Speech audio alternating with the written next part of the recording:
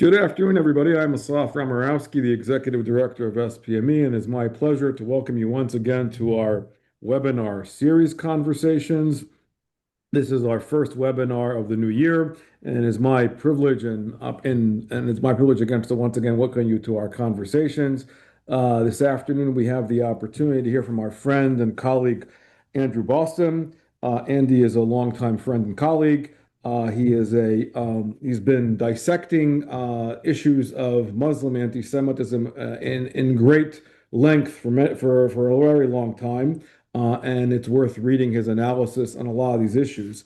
He's just come out with a new book, which deals with the what he's calling the modern Qur'anic Kampf against the Jews. He will tackle that and show us some illustrations of what he's found in his research. Format-wise, a few housekeeping issues, as those of you who have been with us in the past know. Andy will talk for about a half hour. Then we will go into Q&A. Q&A will be via the chat, so all you have to do is type in your questions via the chat, and we will do our best to respond to all of them. There's a lot to tackle this afternoon, so if we do not get to all your questions, please feel free to email us after the webinar, and we'll do our best to respond in a timely fashion. And so really, without further ado, Andy, welcome to the show, and the virtual floor is now yours. Thanks very much, Asaf. Let's see, my shared, how's that working? Not yet. Let's see. How's that? Yes. But this, Okay, I'll move to the slideshow. Thank you very much, Asaf. Thank you, Alex. I appreciate the opportunity to introduce really this massive translation that we conducted. Both the translation and the analysis were very unpleasant tasks, and you'll see why. And I guess I'm getting to share that unpleasantness with you. So just for background, we're living in a time where there's quite literally a pandemic of Muslim extreme anti-Semitism, and that definition comes from the ADL. The ADL has developed a simple and validated survey instrument that they've been using in various iterations for the last quarter century.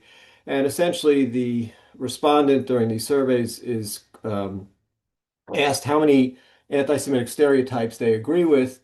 And if they agree with at least 6 out of the 11 that they're presented with, they become a case of extreme anti-Semitism, and then ADL simply tallies the prevalence of that degree of anti-Semitism in the various populations it studies. And so just actually exactly a year ago, ADL released their 100 country survey from 2024, which was 10 years after the 2014 survey, where the same instrument was used. And the grim findings in vis-a-vis the Muslim world were the same, if anything, slightly worse. The 19 most anti-Semitic countries in the world were all Muslim predominant countries, where the prevalence of extreme anti-Semitism by ADL's definition ranged anywhere from 64 to 97%, and included a country previously regarded as sort of an avatar of more moderate non-Arab Islam, Indonesia, which was the second most anti-Semitic country in the world in this survey, where the prevalence of extreme anti-Semitism was 96%. And yes, we have a problem in North America and Western European countries as well.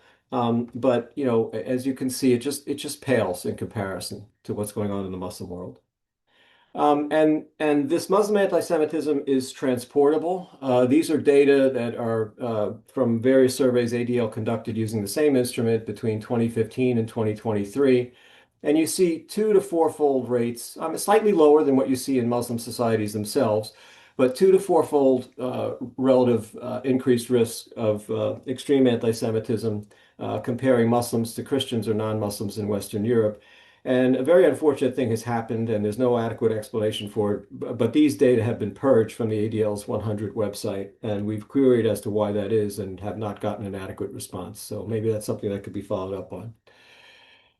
This may even be worse. The United States is a much more philo-Semitic country. ADL has applied the same instrument in 2017. You wouldn't know about it unless you were obsessive like me and found that Gunther Jekeli had actually gotten his hand on the data through a contact at the ADL and published them tucked away in a paper in 2023, in a paper published in Religions.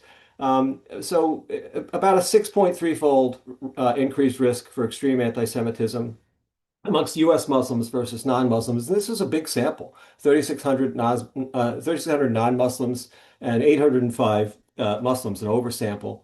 And again, ADL never even published these data, but Dr. Jackelli did again in a much larger paper.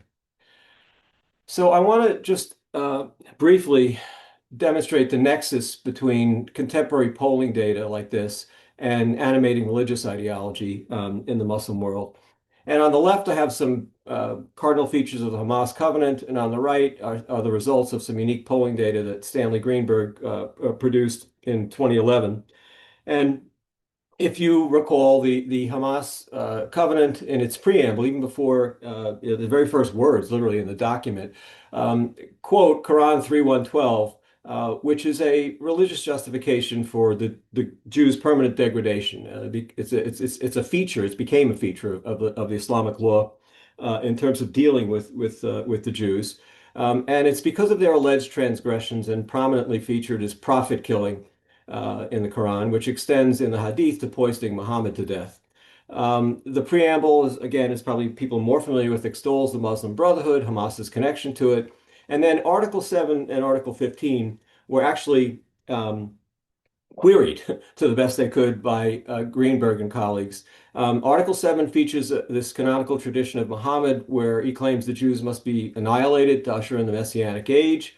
And Article 15 is a summons to the global Muslim Ummah community to join Hamas in waging a jihad to destroy Israel as a political entity. So what Greenberg and colleagues did uniquely is they took language from those two articles and queried over 1,000 Palestinians in the West Bank and Gaza. And when the results were, maybe not surprising, but still disturbing, 80% agreed with the sentiments expressed in Article 15 about the need to wage a global jihad to destroy Israel as a political entity, and 73% agreed with the sentiments expressed in this annihilationist hadith. So the focus of this talk will be about the translation and analysis that we did. And first, just very briefly, to introduce you to Al-Azhar University, because Tantawi, whose thesis we interrogated, was the Grand Imam of Al-Azhar University. And this is to show you that, yes, of course, there's decentralization in the Muslim world, but when it comes to Sunni Islam, 90% of the world's Muslims, Al-Azhar is as close to a Vatican as you're going to get. And this is just an example of that idea in a headline from the Washington Post when then Grand Imam Mahmoud visited the United States in 1977. He was called the leader of world Islam, and it opens with the man most widely recognized as the spiritual leader of Islam arrived in Washington, D.C. Unfortunately, we can look at now an 80-year legacy of continuous declarations of jihad by this Vatican of Sunni Islam directed against the Jews of historical Palestine. In 1947, even before Israel was declared a state upon the announcement of the partition plan, there was a fatwa issued again for the global Muslim Ummah to wage a jihad against the Jews of Israel. In 1948, at the outset of the Independence War, in 1956, about 9 months before the Sinai War, in 1967, at the outset of the Six-Day War. I'm going to talk about, in red, 1968, the Worldwide Muslim Conference on Jihad and Jew Hatred, a reaction to the debacle of 1967 from the Arab perspective. In 1973, at the outset of the Yom Kippur War, and again, importantly, even relatively shortly after October 7th, 2023, another fatwa was issued. So this conference in 1968 was really a seminal conference. It was when the Arab Muslim world, the Muslim world, abandoned pseudo-secular Arab nationalism as the guiding principle in the struggle to destroy Israel, in lieu formally of jihadism and Islamic Jew hatred. And when the proceedings were first published and translated in English in 1971, my dear friend and late mentor David Littman was very alarmed and decided that he had to put out some sort of summary analysis of this conference proceedings, and he published it. You may know of it. It's a little red pamphlet called "Arab Theologians on Jews and Israel," and these were the 6 points of emphasis that Littman extracted from this tremendous conference proceedings. Jews are frequently denoted as the enemies of Allah. Jews manifest in themselves an historical continuity of evil qualities as described in the Quran. Jews do not constitute a true people or nation. The state of Israel is the culmination of the historical and cultural depravity of the Jews. It has to be destroyed by a jihad. The superiority of Islam over all the other religions is brandished as a guarantee the Arabs will ultimately triumph. It is outrageous for the Jews, traditionally kept by Arab Islam in a humiliated inferior status and characterized as cowardly, to defeat the Arabs, have their own state, and cause the contraction of the Dar al-Islam, the abode of Islam.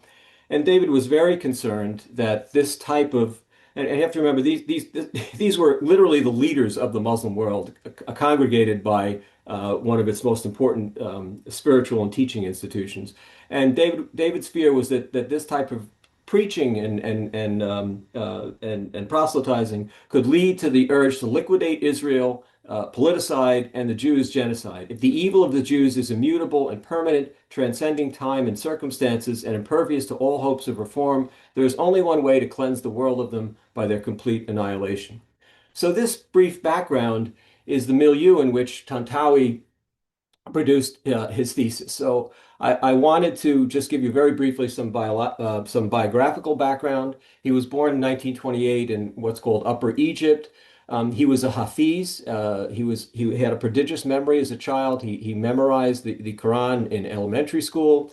He attended the Azhar Institute in Alexandria at age 16 in 1944. Got his master's in education from the Faculty of Theology at Al-Azhar in 1958-59, and then he became a preacher for the Egyptian Ministry of Waqf, or Islamic Charitable Endowments, in the early 1960s. In 1966, he completed his thesis that we're going to be analyzing. Translates as The Children of Israel in the Qur'an and Traditions, and it was published in 1968. And interestingly, I just put a note here that Sayyid Qutb was executed in 1966 as well. Interesting parallel. He taught at Al-Azhar Faculty of Theology through 1972 until his appointment as a lecturer at the University of Asyut, where he became a professor and dean in 1976. In 1986, he was appointed the Mufti of Egypt, where he served for 10 years. And during that period of time, he produced his large, mature Quranic commentary, in other words, a commentary on the entire Quran, quite different in that sense from his PhD thesis, which focused entirely on the Jews. And then he was appointed Grand Imam of Al-Azhar in 1996, where he served until his sudden cardiac death in 2010. And I just pointed out here that there's something that comes out now every year since 2009 called the 500 Most Influential Muslims in the World. It's produced by what's regarded as a moderate think tank.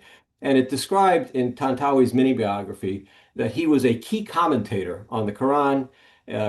Quote, Tantawi's ability to talk about Islam and his scholarly influence are found in the Islamic practice of tafsir, that is commentary on the Quran. His current influence is seen in his close participation with the creation of the first online tafsir database, which is actually a remarkable database. There's about 100 different Quranic commentaries from the earliest commentaries to contemporary commentaries, all available to evaluate.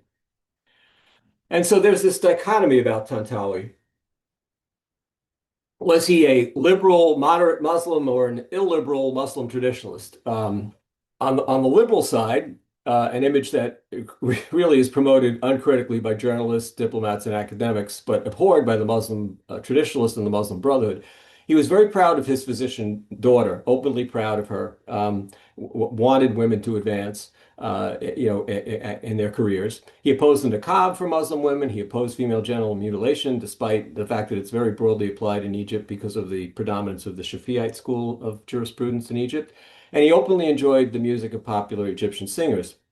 On the other side of the ledger, and this is what's ignored by journalists, diplomats, and academics, but celebrated by traditionalists in the Muslim Brotherhood. He sanctioned the destruction of Israel by a global jihad of the Muslim Ummah, not just in his thesis, but throughout his life, including the use of jihad terror, homicide bombing, or martyrdom operations against all Israelis. He was openly supportive of the latter as Grand Imam almost immediately after he assumed the leadership of Al-Azhar. He made public pronouncements. And even after the horrible Netanya Passover homicide bombing massacre in 2002. He also at least transiently supported homicide bombings against U.S. troops in Iraq. He gave broad juridical support to jihad warfare, including terrorizing the enemy and jihad martyrdom. And this was to impose the Sharia worldwide in his complete commentary on the Quran. So you can look at his glosses on important verses like Quran 2:191 or 860 or 9:5, 929, 911, 47:4. And he had a very curious interview with James Reston Jr., which I describe in detail in the book, which was just sort of ignored all these views and whitewashed what Tantawi's actual views were on jihad. In public, he used the Quranic epithet from Quran 560 for Jews as apes and pigs. He also vociferously opposed normalization with Israel, and that came out in this exchange he had in person with then Chief Rabbi of Israel, Israel Meir Lau. Interestingly, the Muslim Brotherhood was so enamored of Tantawi's 1968 thesis, they republished it during his tenure as Grand Mufti. So, just in synopsis, we translated the 1997 republication, 766 pages in Arabic. It included Tantawi's introduction, 8 chapters, and a conclusion. And the full Arabic original can be read at this link if anyone's interested. And so here's how he introduced it, the republication, just after about a year, 14 months after becoming Grand Imam. My main goal for choosing the topic of my dissertation, the children of Israel and the Quran and the Sunnah, the traditions, is to reveal to Muslim youth in particular and to the rational, reasonable, and fair-minded people in the general state of the children of Israel, Jews, their history, ethics, lies, depravity, and immorality, relying on what has been mentioned about them in the Holy Quran, the Sunnah, and the correct and unequivocal historical facts. And I just will give you Tantawi's own summary. It's very, very accurate, very compendious, very accurate, chapter by chapter. In chapter 1, I talked about the history of the Jews and their conditions ever since they immigrated to Egypt until the second destruction of Jerusalem at the hands of the Romans in the year 70 AD. I concluded this chapter by talking about the history of the Jews of Arabia and their social, economic, and religious conditions. In chapter 2, I talked about the method displayed in the Noble Quran to invite the people of the scriptures to Islam. I've also shown its fair, tolerant, and sympathetic approach to them. In chapter 3, I talked in detail about the ways the Jews used to conspire against Islam and Muslims, to entrap them. I discussed 10 devious and cunning methods they employed to plot against Islam and Muslims. I concluded this chapter by showing the position of the Messenger Muhammad concerning them. As for chapter 4, I talked about the confrontations, meetings of the sword, between the Muslims and the Jews, the Battle of Banu Qaynuqa, the Battle of Banu Nadir, the Battle of Banu Qurayza, and the Battle of Khaybar. I also talked about the murder of some of the Jewish leaders, such as Ka'b bin al-Ashraf and others. In chapter 5, I detailed the blessings that Allah granted the children of Israel and their position concerning these blessings. I showed how their ingratitude and ungratefulness would lead to bad and undesirable consequences in this world and in the next, in the hereafter. In chapter 6, I talked at length about the vices of the Jews as depicted by the Noble Quran. I investigated in detail many of the issues on which interpreters have differed, and those issues were actually quite trivial and esoterical. In thrust, they agreed. In chapter 7, I talked about their false and deceitful claims as demonstrated in the Noble Quran, and how the Quran responded to their false claims in a way that shuts their mouths, arrests their tongues, and shows their lies and deception. In chapter 8, I mentioned the numerous penalties with which Allah inflicted punishment on the children of Israel for their injustices and immorality, in accordance with what has been mentioned in the verses of the Noble Quran. In the conclusion, I talked about Palestine and the Zionist invasion of Palestine at its various stages. I finally showed the most important reasons that led to the catastrophe that has befallen Palestine, as well as the most important strategies that, if we as Muslims follow, will restore Palestine to us. Now, he also included in his synopsis some points of emphasis. And I'm just going to drill down a little bit on the fourth point of emphasis. When I explained, this is Tantawi, when I explained these Quranic verses about the Jews, I investigated other exegetes, commentators, and chose the most important amongst them, explaining the reasons for my choice. Consider, for example, our interpretation of the Almighty's, this is Quran 17:4, and part of the verse reads, "And we warn the children of Israel in the scripture, you will certainly cause corruption in the land twice, and you will become extremely arrogant. So there was an academic treatment essay by Suhataji Faruqi that was published in 1988, and it was quite fair and useful to a certain extent in characterizing the structure of Tantawi's PhD and acknowledging its heft and methodology. She said, in a weighty exposition of 700 pages, he lists Quranic verses and hadiths addressing various aspects of his subject. A detailed discussion of these verses and hadiths is offered, incorporating extracts from various commentaries which are cited to substantiate and confirm his understanding of them. While his preference is for the classical commentaries, including, for example, those of Zamakhshari, I'm giving you the dates of their death, Tabari, Razi, Al-Qurtubi, and Ibn Kathir, he occasionally refers to the modern commentary Al-Manar by Rashid Rida. It's actually also by Muhammad Abdu, his mentor. In places, he lists the opinions of several commentators, in turn ending with his own conclusions. And she also recognized that, as might be expected in the case of a study carried out under the supervision of specialists and exorcists at Al-Azhar, the style and presentation of Tantawi's work deviates little from traditional Islamic exegetical scholarship. However, this was the howler, or she provided no evidence, but she didn't actually show comparative glosses on various verses, classical versus Tantawi's, modern versus Tantawi's.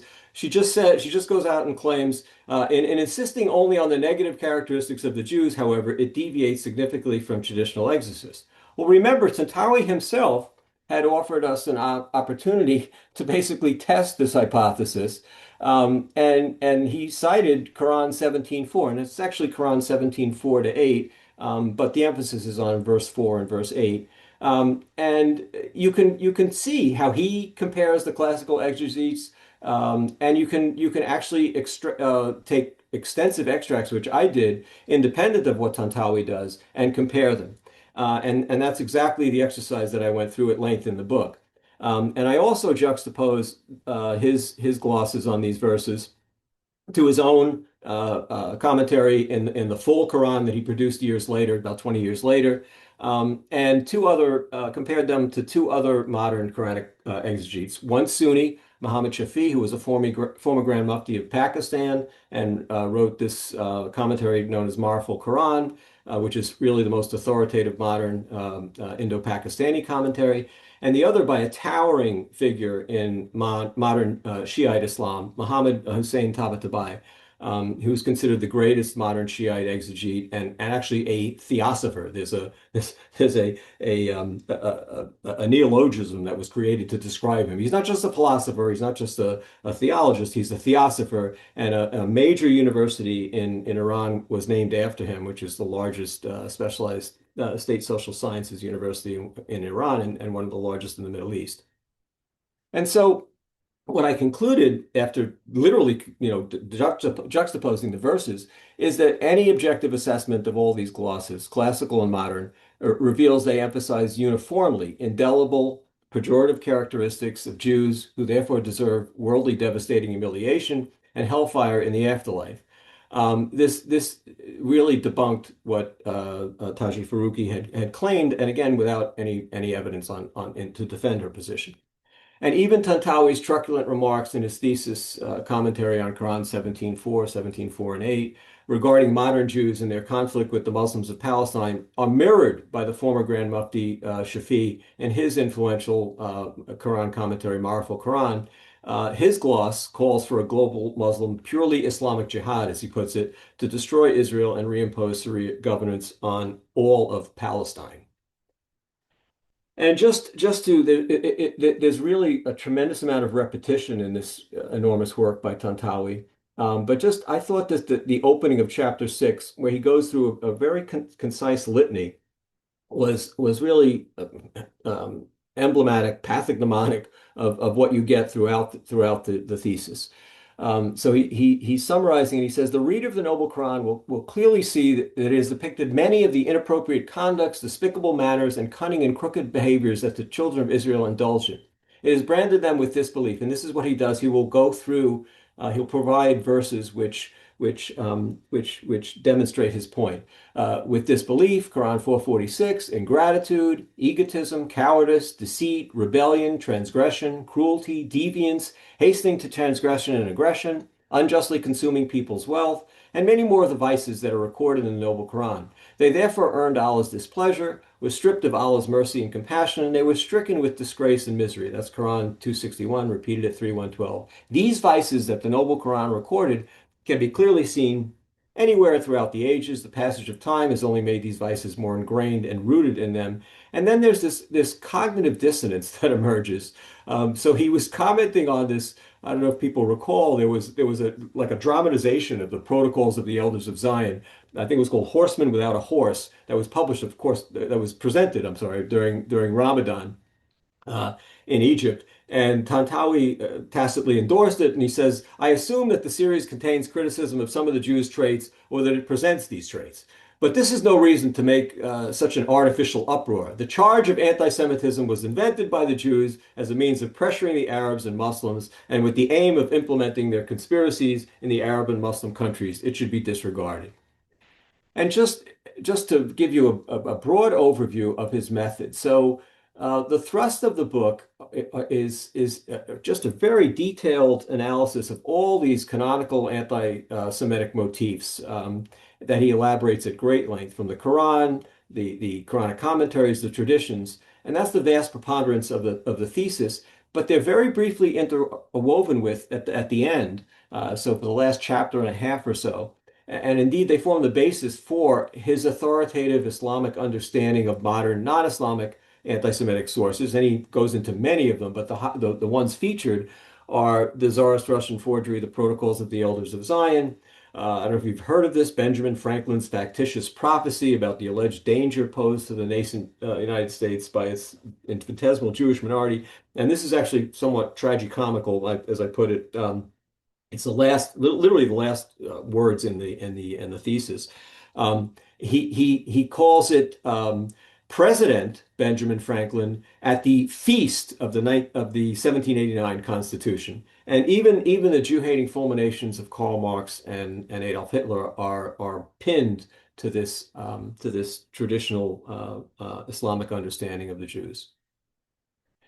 And I also found striking similarity between this 1968 massive thesis, which in translation was 625 pages, versus the Hamas Covenant, which is about 12 pages in translation.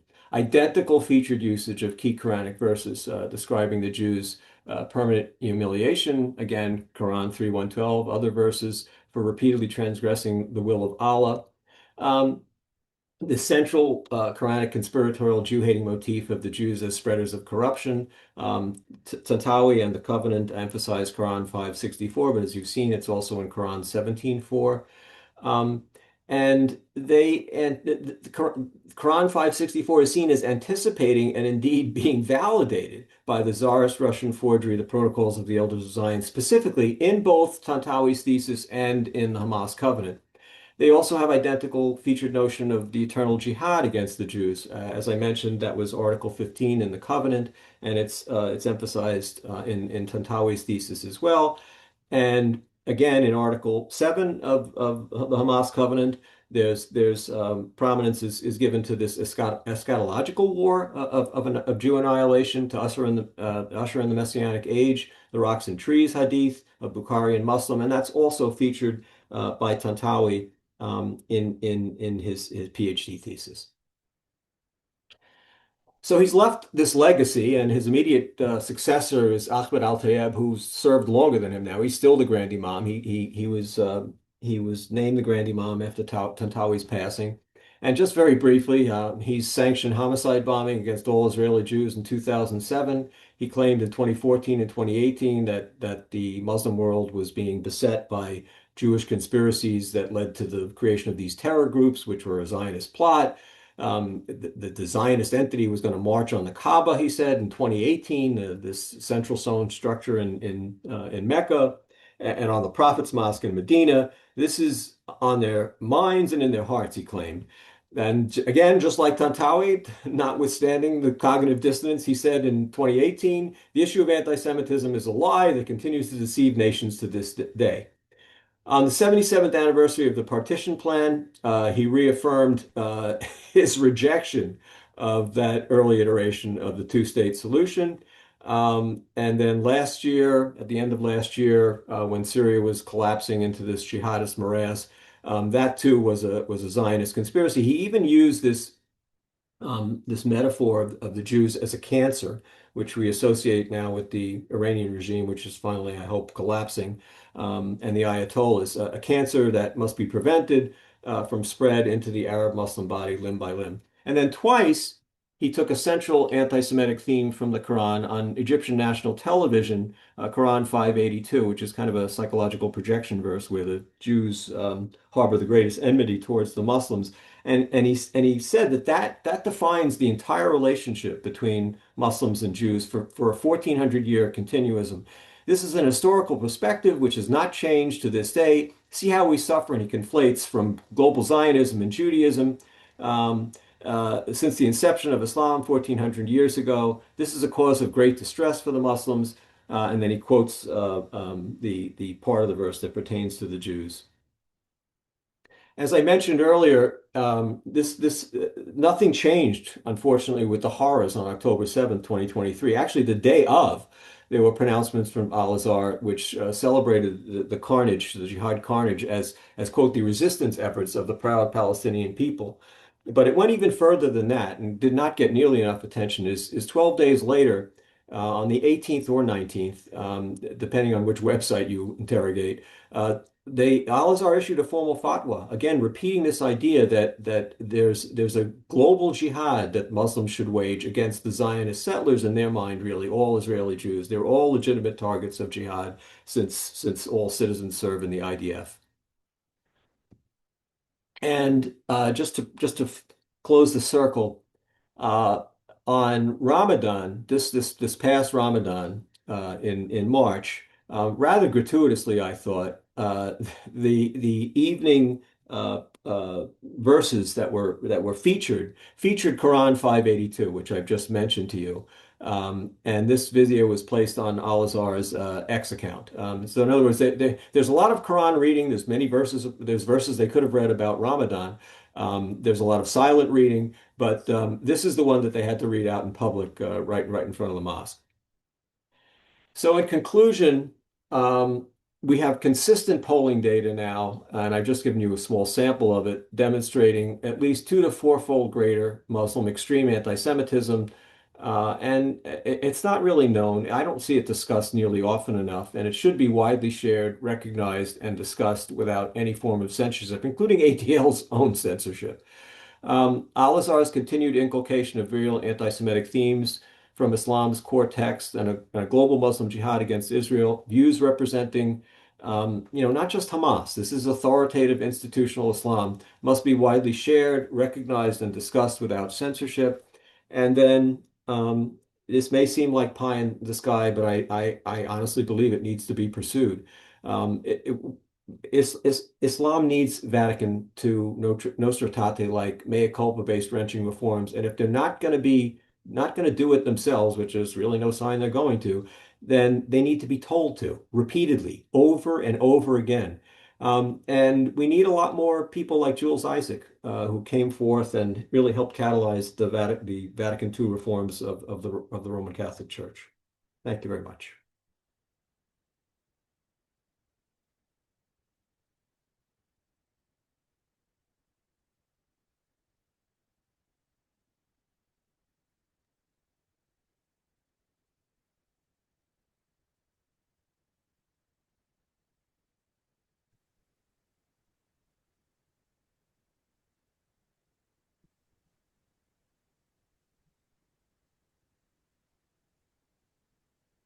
Asaf?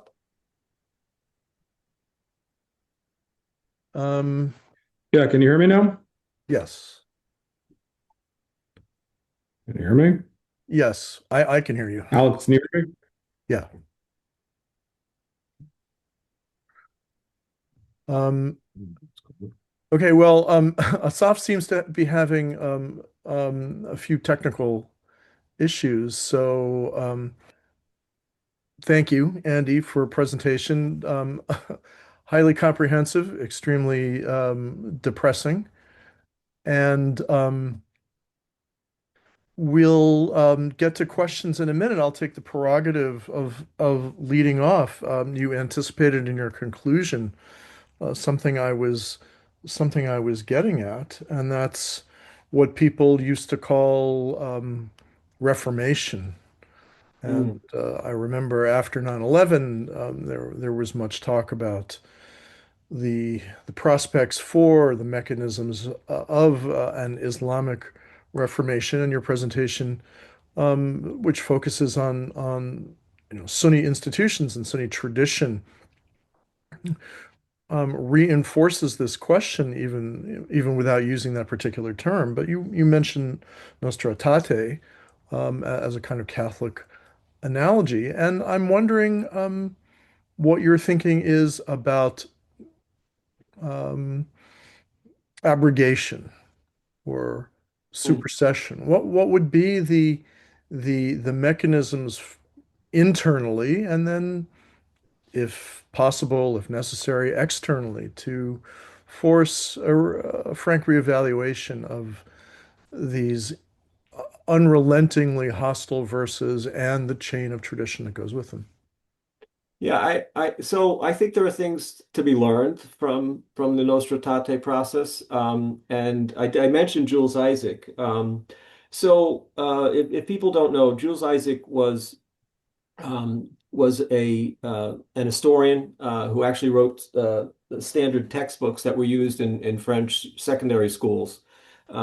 And he was wounded during World War One during the Battle of Verdun. He was a national hero in France, and he lost half his family in the Holocaust. And after the war, he was acquainted with a process that actually had begun before the war of these Catholic clerics who had on their own begun to discuss the need to certainly to get to do something to mollify the deicide allegation, other teachings of the church fathers, and he was very uplifted, thrilled to join this movement, and he pointed out some basic things to them that. The word was not going to be, it was basically immutable, but that all the teachings that were, because the word was divine, but all the teachings, a whole body of teachings around the word, around the Old Testament, the New Testament, were obviously man-made, and there was nothing should hold them back from criticizing, critiquing, revising those interpretations. This became the emphasis in the Vatican II process. I see at least roughly analogies to that's why I spent so much time going through the commentaries, and Tantawi himself did that. Other interpretations could be produced. It may not be easy to do that, but I think there's in the modern era there's an obligation to do that, and moreover, they have to be criticized in the first place. I mean, see, that's the big difference that I see right now. There was no hesitancy to criticize, the deicide allegations, certainly coming from outside, and then, internally at a certain point from church theologians. Um, I don't see that with Islam. I certainly don't see enough outside pressure, and that's not up to Muslims. That's up to non-Muslims, particularly Jews. Do you, let me just follow up real quick on that. Again, 25 years after 9/11, when these discussions were quite intense for a while, at least. Um, do you see first of all, the Muslim world um, now in the wake of an ongoing religious collapse and hopefully political collapse in Iran, um, being more or less receptive to these kinds of arguments, these kinds of pressures? Well, To I think generalize, yeah, obviously, a few. I think the pressures aren't nearly enough. They're largely non-existent from my perspective. I mean, you can't get religious and political leaders to criticize you couldn't get them to criticize Tantawi, and you can't get them now to criticize Tayyib, who's at least the same type of public bigot, certainly when it comes to the Jews. I think it starts there, Alex. I think you've got to get he has to be criticized for these pronouncements that he made. They have to be criticized for issuing a fatwa, less than 2 weeks after October 7th, which declares the lives of all Israeli Jews licit. These are, to me, these things should be no-brainer fundamental things that could be done by, again, both Jewish religious and political leaders, and they're just not done for some reason. And it's important to do it. It's not. Look, you can start criticizing individual sermons from mosques in Western Europe and the United States, and that is done occasionally, periodically. But that's window dressing. What needs to be done is direct confrontational criticism of Al-Azhar. And there was recently a sermon given from the Grand Mosque in Mecca, which was very inflammatory and anti-Semitic, and there was no comment about it from, again, Jewish religious and political leaders. So these are very fundamental things that could be done and aren't done. The issue of actual reform of these institutions is going to take years, but it has to start with just recognition of what they're preaching. And again, Alex, I don't even see that. Is Alex, we want to go to want to Oh follow no, up? go ahead, go ahead. No, no, I don't mean to cut you off. I'm just No, no, keep. let's open it up a little bit. Yeah, I apologize for any tech issues I had. I'm not sure what happened, but I just want to also give the audience an opportunity as well, and then we can go back to you, Alex. So I'm gonna go to our friend and colleague Frank Solomon, who and obviously who's happy that you're here as well, Andy. He's asking a question. When you started your talk, you spoke about the fact that you and the translator, there was an emotionally difficult project to initiate, and Frank is wondering, what stresses that it trigger, and if you could talk a little bit more about the what brought you to the project itself and give examples, that would be great. Yeah, I mean, so when I published the Legacy of Islamic Anti-Semitism back in 2008, there were extracts that were included from Tantawi's thesis. But I was always curious, about bringing the work out in its entirety. So again, to avoid the criticism of cherry picking, et cetera, et cetera. That was one motivation. Um, and when I happened upon this translation, this republication, the 1997 version, actually through a colleague, Mark Dury, the seed was planted that maybe that's what we should bring out, because it did include this reintroduction by Tantawi himself. Um, as Frank knows, the experience of the translator. So eventually I was able to get a grant from a private party for the translation, which was done by one of Frank's colleagues, Atef Ghobrial at Boston College. I'll never forget when Atef had completed the introduction and the first and second chapters. He had to do this with his busy work schedule it was over a year, and send it to me piecemeal. He wasn't sure after he sent me this initial installment. He just wrote to me that he wasn't sure he could go on and complete it. And I said, okay, what's going on? And he just basically said that he had never read anything so venomous in his life, and he wasn't sure that he could go on for another, 7 or 8 chapters. But he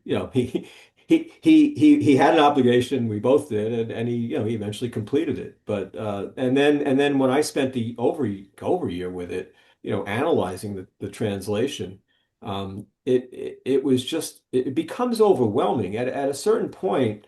The actually the first 6.5 chapters were straightforward. It's depressing in its own right, but you're reading Qur'anic commentary, you're reading traditions. I don't think that Tantawi can be accused of misunderstanding, misappropriating taking license with the raw material. That's certainly my opinion, and he provides a lot of justification for why he comes to his conclusions based on these seminal Quranic commentators. So that's not particularly pleasant. But what became pretty overwhelming for me was when he ties that together to all these modern and in some cases crackpot conspiratorial theories that see our understanding, our explanations through the Quran and the traditions and the commentaries um, foreshadow and explain all these modern anti-Semitic conspiracy theories, and I only gave you a small sample of them. I mean, the Jews are responsible for the collapse of the Ottoman Empire. The Jews were responsible for the French Revolution. The Jews were responsible for the First Crusade, which is actually quite interesting given the pogroms that launched them. It just goes on and on and on. And that was what I found very depressing. But the part that was more what sort of validated my own impressions was that Tantawi makes it very clear that these forms of what we can call Western anti-Semitism are secondary to what he derives and what Muslims derive from the Islamic canon. And it's not a virus that infected the Muslim world, certainly in his perspective. The protocols and the like, Hitlerian anti-Semitism, the communist anti-Semitism of Karl Marx, these are just validations of what the Muslim canon already teaches. And I think that's a very important point of understanding because there's all kinds of modern theories there's relatively little significant anti-Semitism that comes out of the Islamic orbit itself. It's all like a meteor shower of the West that's caused all this anti-Semitism, and Tantawi would vehemently disagree with that. Great. Thank you for that. We have a bunch of other questions, Andy. I'm going to try to bring them, forward here and try to tackle them. Going back to Alex's earlier point and comment about Nostra there's a question here about, is it, to your mind, is that even possible in Islam when innovation is strictly prohibited and there is an attack on the eternal word of Allah? Is that, to your mind, even a possibility altogether? Right, right. I certainly have grave doubts. I guess what I would argue is that we're not even giving it the shadow of a chance. I mean by again, and I get back to something very fundamental. And I think it starts. I think actually it does start. As much as I minimize the notion of what are you going to what's there to be gained from criticizing local mosques. After all, they're not authoritative, et cetera, et cetera. Actually, I think it does start there. That if there were not haphazard, not occasional. If every week you can find memory pretty much finds them, but certainly augmenting what memory does. You could find in Western Europe and the United States virulently anti-Semitic sermons that are being preached based on a lot of these materials. There are other things that are added in, but based largely on this canon that I outlined. That should be routine. That should happen every week. There should be press releases every week by Jewish organizations. Yes, it would be the repetition of it would just bring home how universal the problem is. But again, I think much more importantly is that institutions like Al-Azhar, other prominent Islamic teaching institutions that do preach this same virulently anti-Semitic canon, they have to be criticized. I'm just saying that it hasn't even started in my mind, Asaf. Whether that could ever force real change, of course, it's a relatively dubious proposition. In fact, the one time in 2018, after these murders of these elderly Jewish women in France, there was some big demonstrations, a bunch of French public intellectuals calling for some examination of the Quran, et cetera, et cetera. And the response was swift and vitriolic from Ahmed Al-Tayeb of Al-Azhar University. But that doesn't mean it should stop, as far as I'm concerned. But there has to be a beginning. We're not even at the beginning. Well, let me ask you a follow-up on that same point. I mean, a question that I was looking to ask when, before I got cut off at the beginning of all this. So you've taken on the Sisyphean task of dissecting, really, the Frank's point, which is really a massive undertaking, and you've done a superb job at all of this. Now that there is an attempt at a beginning of a policy as far as designating the Muslim Brotherhood in the United States, as far as charities. And there's a larger question, obviously, policy-wise, as far as education about the basic features of Islam and how does all this play out. And policy-wise, obviously, at this point, the administration is currently going after the Brotherhood in their native countries, not here yet as far when it comes to the charities, which is a larger conversation regarding groups like CARE and other Muslim Brotherhood affiliates. What do given, the evidence that you've had interrogated, do you have any, thoughts about that or policy recommendations that could help highlight the threats and the challenges here?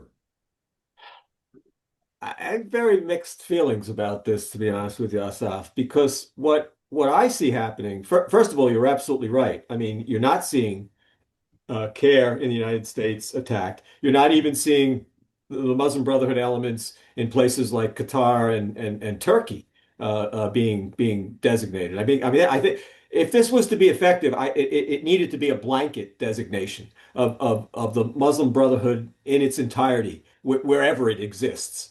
Needed to be out, needed to be condemned. But the much thornier issue becomes what is the ideology of the Muslim Brotherhood? As I demonstrated, it's I think it's almost impossible to distinguish it from what Al-Azhar teaches. And that's an issue. That's another one of these issues that I don't see anyone really wanting to come to terms with. Um, and I don't see how just, even if you designated the entire Muslim Brotherhood and didn't make carve-outs of people, of somehow bizarre carve-outs that exclude certain elements of the Muslim Brotherhood, until you come to grips with what is their doctrine. I mean, how different is it than what traditional Islam teaches? Um, because the you can go back, actually. It's very interesting. I urge everyone who has an interest in the Muslim Brotherhood to go back because we use these translations all the time. Charles Wendell was a professor at UC Berkeley, I think. Um, and his translations of Albana's major tracts are still universally used and appreciated. And I don't know where he stood, politically. I have absolutely no idea. But if you just read the introduction to his translations of Albana, he makes very plain that the Muslim Brotherhood is just a true and authentic representation of Middle Eastern Arab Islam in its essence. As he puts it, the Islam of the dreamer in the mosque. It was actually, this was from 1978. It was actually quite shocking to me to read something so forthright coming out of the mainstream academy. And it seems to have been, I don't know, ignored, forgotten, dismissed. But I think it's a very important insight. Great, thank you. Alex, I'm going to give it back to you to ask, given our time constraint, I know you had a question, I cut you off before, so I wanted to bring it back to you. No, sure. The I mean, for me, a lot of it again goes back to this 25-year cycle that that we're at least as a New Yorker very conscious of. A new administration, relatively new, that has more awareness, that's taking more steps against the brotherhood globally, um, whether or not they're sufficient, whether or not there's a strategy, all questions that we should be debating. Um, but do you see more public awareness of these issues now in the age of social media? 25 years ago, there was no Twitter, there wasn't Facebook, there weren't any of these kinds of vectors which through which information, basic information, discussions such as yours today, could be distributed to the public. Are we in a different place, and in that respect, and is it a positive or a negative development? I think it's a positive development. I look at it, I guess what I look at is that there was and I'll never forget the comment that at the time Waleed Faris made to me when I first met Waleed shortly after 9/11. And he said that there would be about a 6 month window that would open up, and I think it was about right in the timing, where there'd be very candid discussion of Islam after the attacks, and then it would close. And I really think that's what happened. Maybe it's being pried open a little bit more now, particularly with social media platforms like Twitter, like X.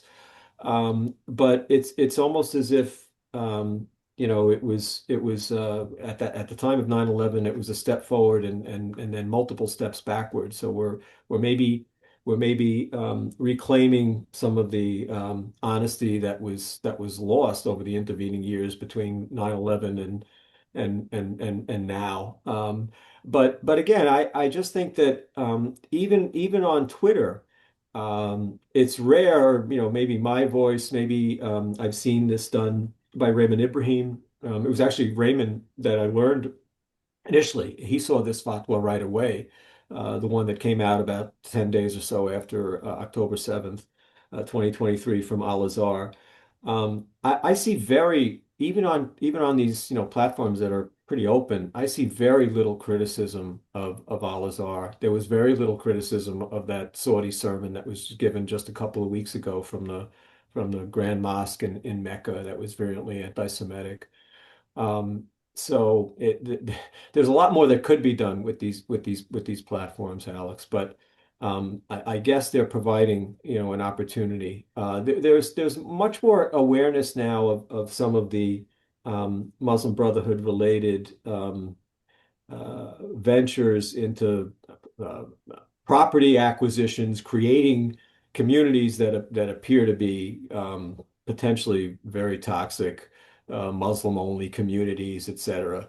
So there's some attention that's been brought to that. There's I think there's an initiative now in Texas to quote unquote ban Sharia law, which whatever that means. I mean, at least it brings the issue into the forefront of what the Sharia is and where it comes from. So there are some trends, but a lot more needs to be done. And again, I just on a beat a dead horse. It seems to me as if Al-Azhar is such a target-rich zone, and they're involved in interfaith dialogue, etc., led by a man like Ahmed Al-Tayeb.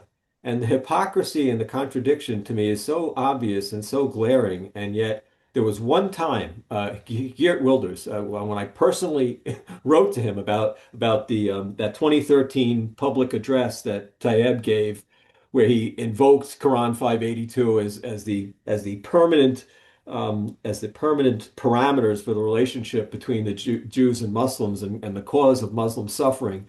Wilders wrote an open letter, condemning that interview and asking then Pope Francis to condemn it as well. And that was the only Wilders was the only politician that I ever saw say anything like that. And I just happened to be able to reach him personally. And of course, it was barely covered and quickly faded away. Right. And of course, social media cuts both ways in terms of distributing these messages, Al-Azhar's and similar ones to the broader world.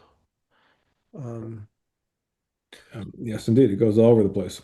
Unfortunately, I'm just keeping an eye on the clock. Our time is up, but Andy, I want to thank you again, really, for for joining us this afternoon, for tackling and really sharing this massive research and this significant task that you took on. And with all the challenges, and obviously, there's a lot this needs to get out there, and obviously, so I encourage everybody who joined us this afternoon to go on Amazon, buy your book, learn more about this.